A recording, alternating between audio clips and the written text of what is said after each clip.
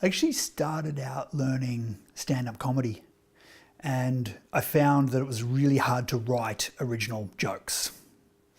But I said to the teacher, if you give me a script, I'll perform it.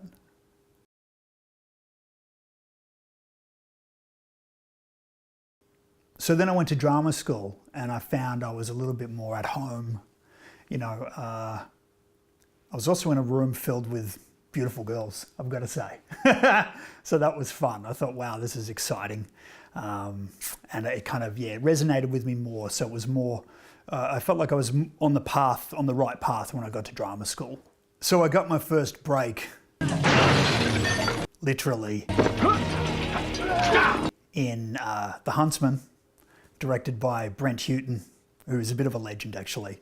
He's got some amazing stories. He once told me he was bailed out of a Texas prison by Sammo Hung, if you can believe that. And I acted with David No in that film, who at the time was one of my Taekwondo instructors. And he went on to act in The Matrix 2 and 3, I think, and he's done really well. So that was excellent.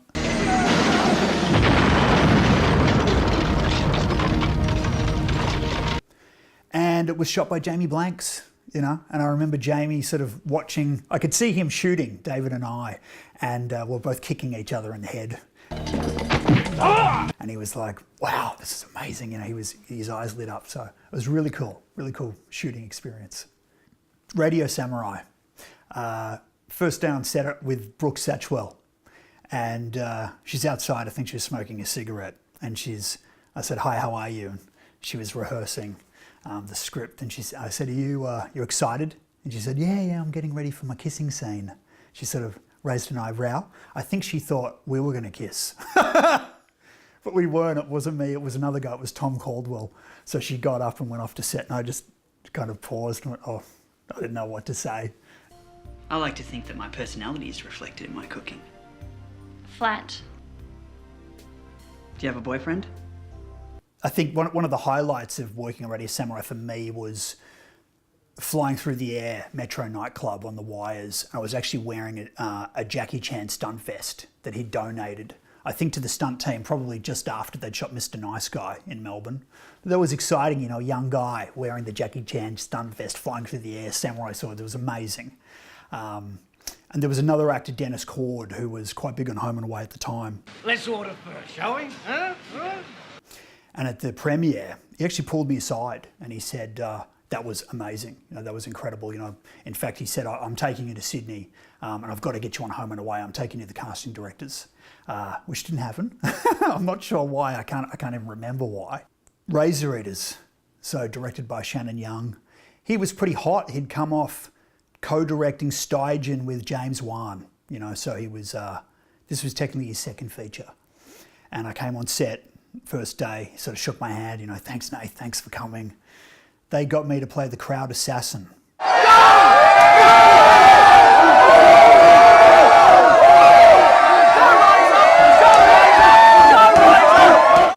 So I sort of pointed my gun right at Richard Cawthorne's head.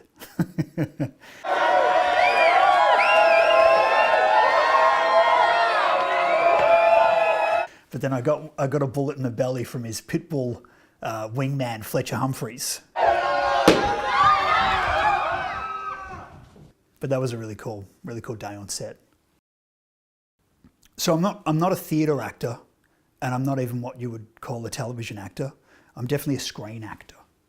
So you would define that as a character actor, and that's where I'm most comfortable. I even like to play parts that have got no dialogue, And as we know, movies and film is all about showing rather than telling. So I think it's really important, for actors in feature films to be able to act without dialogue, more so. Queen of the Damned, Aaliyah, oh my God, Stuart Townsend. I remember the first time I was on set, I went up and shook his hand. I said, Nathan Hill. He went, hey, Stuart. And I knew he'd just come off Lord of the Rings. I knew that they had probably let him go. There'd been some drama. And I said, how was your experience? And he said, oh man, it sucked, And I'm like one of the biggest Lord of the Rings fans there is, So I was kind of like, Okay, I didn't know what to say. That was my first experience with him, and but I ended up doubling for an actor called Christian Manon, and Christian is French, and I doubled for him because of my height and my sizing, not so much looks in the face. He was one of the leads playing Mayel, one of the ancient vampires, and we spent a lot of time together on set. And there was one point where like all the actors were fighting over wanting more lines. You know, so Matthew Newton's like, oh, I want this line, and Stuart's like, I want to flesh out that character, and they're all fighting. And Christian sort of stepped back and he said, I want less lines. If you guys are all going to go for more, I want to go for less. And I thought, this guy's smart, he's onto something there, you know, so I admired him for that. And in the movie it shows, you know, because all of a sudden he stands out because he's not talking, you know, so I really understood that.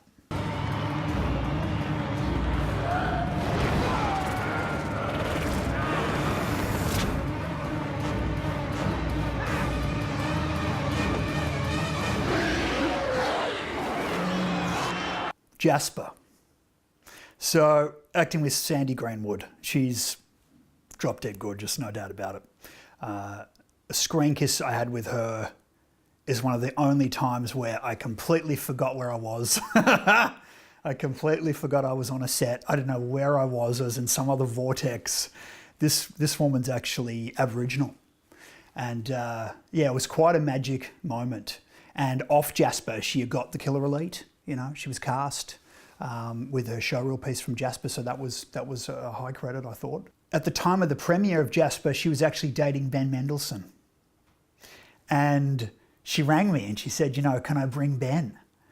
And I didn't really know Ben back then at all. You know, like I'd seen his films, but I didn't know the Ben that he's become today. And I think I probably wanted to go to the premiere with her arm in arm. And so I said, oh, look, maybe not. And I regret that because now I really wish he would have been there. And Sarah Howard, who I cast in the movie as well. Sarah, we'd studied at the same Muay Thai boxing gym, and she took a few classes, in fact, when I was training back in the day. And I'm not afraid to say, I actually helped her get her first agent.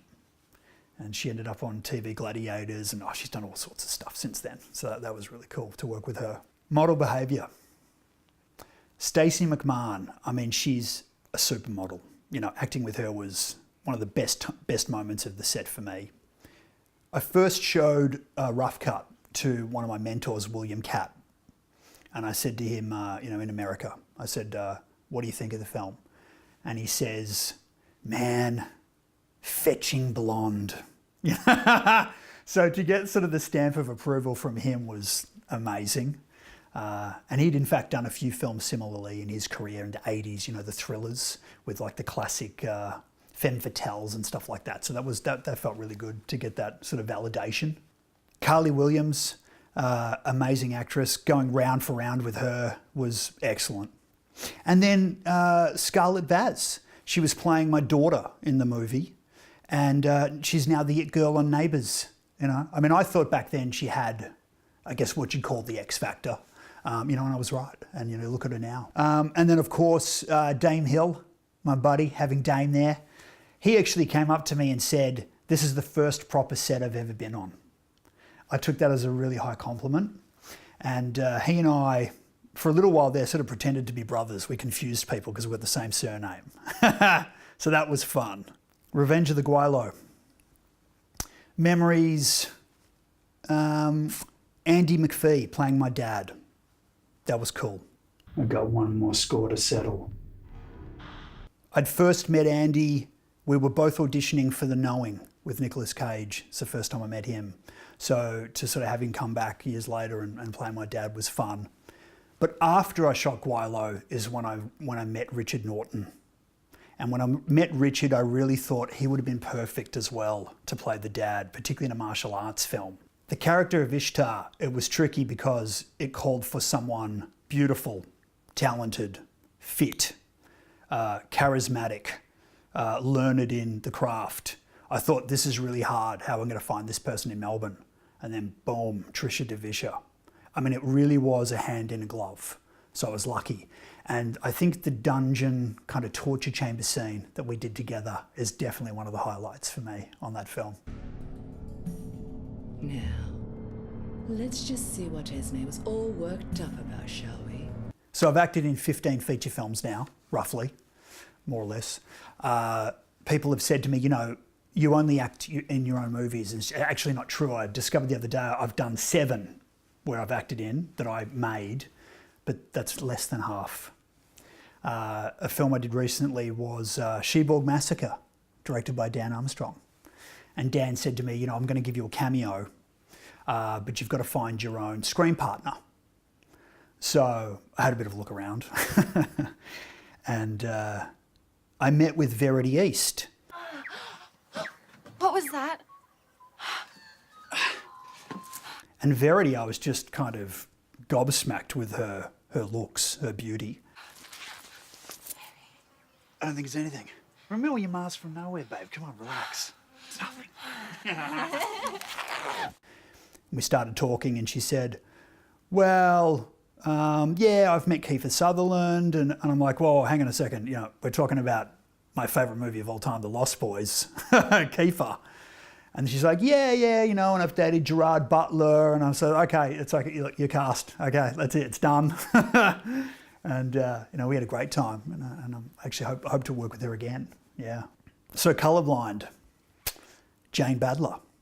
Actually, we've worked on 3 films together now. You know, having, I guess, someone who was, you know, a childhood or teenage kind of idol, you know. Visitors, V, which she was in, it was quite frightening because when you watch that series, you didn't know these people were aliens. So when you finally found out, it was quite terrifying. And that's what resonated with me because I love horror films.